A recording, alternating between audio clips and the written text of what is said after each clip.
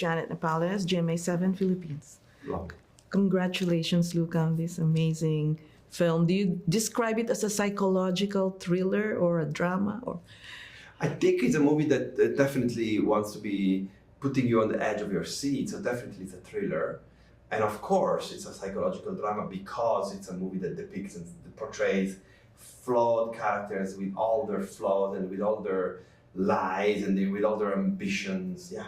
Yeah, there are a lot of using of power for each character. Yeah. And how did you do that with each character? You have Julia, Andrew, and Io. How did you direct them into portraying their own characters? I think what is a great privilege of my life is to meet extraordinary personalities like the people you mentioned, including Stuhlbarg and Chloe Sevigny and more.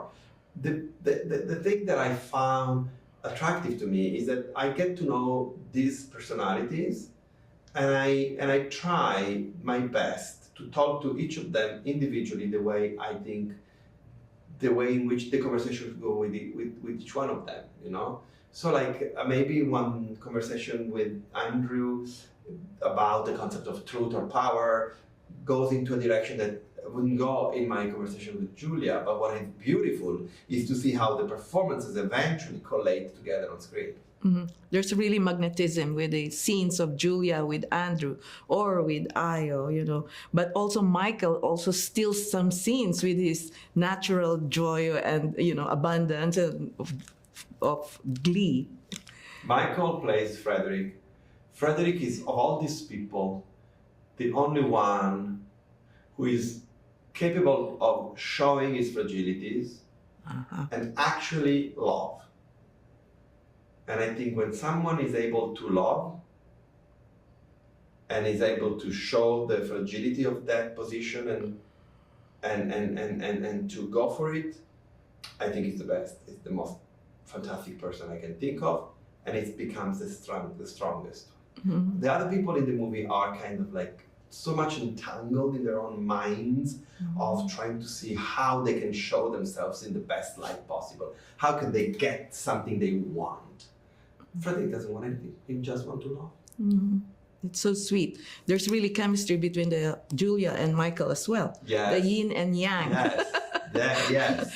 And I don't know how Julia keeps her straight face, you know, because Michael really makes me laugh too.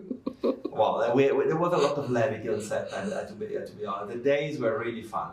And how did you choose on the music? The music's very dramatic. It's so unique. We started with a question about the genre. It's a thriller.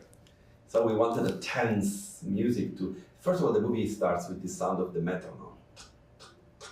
That gives you the idea of time, the inexorability of time, but also gives you the idea of an interior time, and it gives you the idea of some kind of clicking bomb ready to explode. So from that onward, everything about the music was about tension. Yeah. So I collected some music from great composers of the past and present, like Julius Eastman, Gheorghe Ligeti, and the wonderful John Adams, and then I commissioned this score to Trent Reznor and Atticus Ross to complement the rest of the music, in which I asked them to perform a music that could, in a way, express doubt, express a sort of like unanswered question.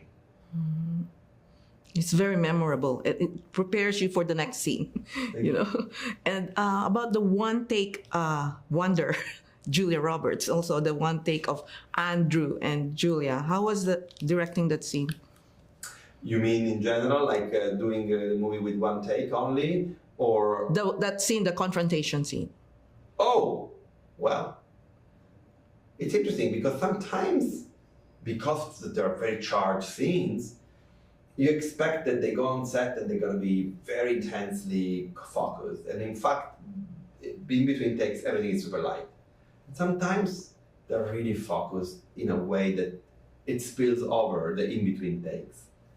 And my duty as a filmmaker is to follow the tension of the actors and to really accommodate their needs and their feelings. It's very wonderful. Thank you. Thank you. Thank you. Congratulations. More power to you.